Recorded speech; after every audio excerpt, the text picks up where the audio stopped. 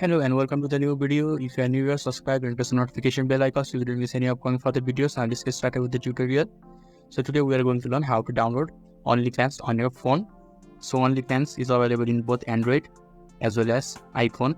If you have Android, then you can download it from Play Store, and if you have an iPhone or Apple product, then you can download it from App Store. Just now you need to open the Play Store or App Store, and in the top there is a search bar. Click on the search bar. After that you need to type OnlyFans, and when you have typed it, just search for it, and the first web search result or the search result is OnlyFans TV. You can just click on the OnlyFans TV, and when you have clicked on it, this will be shown to you in the screen, and there is an install button. Just click on the install button and the installation process of OnlyFans is started.